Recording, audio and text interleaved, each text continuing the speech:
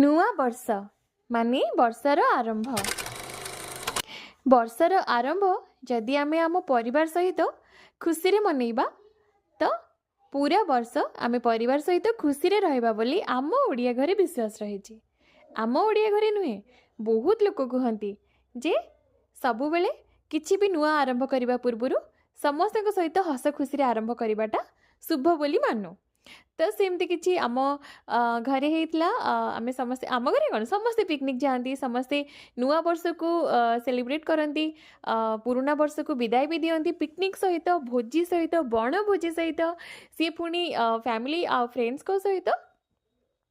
ତ ସେମିତି କିଛି ଆମେ ବି ବାହାରି ଯାଇଥିଲୁ, ମୁଁ ବାପା ବୋଉ ମାନେ ଶାଶୁ ଶ୍ୱଶୁର ମୋ ଯାଆକୁ ତାଙ୍କ ଘରେ ଛାଡ଼ି ଦେଇକି ଆସିଥିଲୁ, କାହିଁକି ନା ଆମର କୁନି ବେବିଟେ, ତ ତାକୁ ନେଇକି ଆସିବାଟା ସମ୍ଭବ ନୁହେଁ, ଏତେ ଦୂର ବୁଲିବାଟା ସମ୍ଭବ ନୁହେଁ। ତେଣୁକରି ସିଏ ଘରକୁ ଯାଇଥିଲା, ତାକୁ ଘରେ ଛାଡ଼ିଲା ପରେ ଆମେ ବାହାରି ଯାଇଥିଲୁ ଆମ ଘର ପାଖରେ ଥିବା ଦେଓଝରକୁ। ଦେଓଝର ତ ଆପଣମାନେ ସମସ୍ତେ ଜାଣିଥିବେ, କାହିଁକିନା ବହୁତ ଫେମସ୍ ଜାଗା। ଦେଖନ୍ତୁ କେତେ ସୁନ୍ଦର ଜାଗା, ଝରଣା ଥିଲା, ବହୁତ ଲୋକ ଏଇଠି ଗାଧୋଉଥିଲେ, ତ ଦେଖିକି ବହୁତ ବଢ଼ିଆ ଲାଗୁଥିଲା। କିନ୍ତୁ ହଁ, ଯିବା ରାସ୍ତା ଟିକେ କଷ୍ଟ ଥିଲା।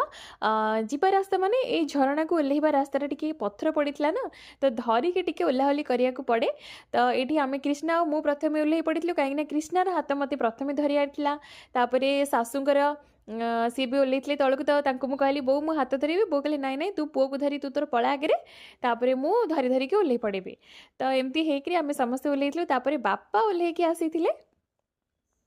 ତାପରେ ଏଇଠି ସମସ୍ତେ ଫଟୋ ସୁଟ୍ କରିଥିଲୁ। କ୍ରିଷ୍ଣା ପ୍ରଥମେ ଜିଦି କଲା କି ମୁଁ ଟିକେ ଏଇଠି ଗୋଡ଼ ବୁଡ଼େଇବି ପାଣିରେ, ତ ବାପା କହିଲେ ହଉ ଠିକ୍ ଅଛି, ମୁଁ ତାକୁ ଧରିଛି। ତ ଏଇଠି ଦେଖିପାରୁଥିବେ କ୍ରିଷ୍ଣା କେତେ ଖେଳୁଥିଲା, ଏଇଠି ତା ଚପଲ ଭାସିକି ପଳାଉଥିଲା, ମୁଁ ନେଇ ଆସିଥିଲି। ତାପରେ ଠିଆ ହେଇକି କିଛି ସମୟ ଆମେ ସେ ପରିବେଶକୁ ଉପଭୋଗ କଲୁ। ବହୁତ ସୁନ୍ଦର ଲାଗୁଥିଲା, ଥଣ୍ଡା ଥଣ୍ଡା ପୁରା ଲାଗୁଥିଲା, କିନ୍ତୁ ବଢ଼ିଆ ଲାଗୁଥିଲା। ଆଉ ଏତେ ଭିଡ଼ ହେଇଥିଲା ନା, ଦେଖନ୍ତୁ ଏଇଠି ଝରଣା ଦେଖନ୍ତୁ କେତେ ସୁନ୍ଦର ଲାଗୁଛି। ଭାଇମାନେ ଏଇଠି ବହୁତ ଜଣ ଗାଧୋଉଥିଲେ, ପୁରା ବଢ଼ିଆ ସେ ଏନ୍ଜୟ କରୁଥିଲି ନୂଆବର୍ଷକୁ। ତ ଆମେ ଏଇଠି କିଛି ସମୟ ବିତେଇଥିଲୁ, ବହୁତ ଶାନ୍ତି ଲାଗୁଥିଲା। ଆସିବାକୁ ଇଚ୍ଛା ହେଉନଥିଲା, କିନ୍ତୁ କ'ଣ କରିବା, ଆସିବାକୁ ତ ପଡ଼ିବ, ହଁ ନା। ଆଉ ଟିକେ ସମୟ ବିତେଇଥିଲେ ଭଲ ଲାଗିଥାନ୍ତା, ଆଉ ଟିକେ ଭଲ ଲାଗିଥାନ୍ତା, ମାନେ ବହୁତ ବଢ଼ିଆ ଲାଗିଛି। ଏଇଠି ବାପା ଦେଖନ୍ତୁ ଆପଣମାନଙ୍କୁ ବାଏ କରୁଥିଲେ। ତ ଏଇଠି ଆମେ ସମସ୍ତେ, ଜଣେ ଭାଇ ଥିଲେ, ତାଙ୍କୁ ମୁଁ କହିଲି କି ଭାଇ ଆମମାନଙ୍କର ଟିକେ ଭିଡ଼ିଓ ବନେଇଦେବେ, କହିଲେ ହଉ ଠିକ୍ ଅଛି।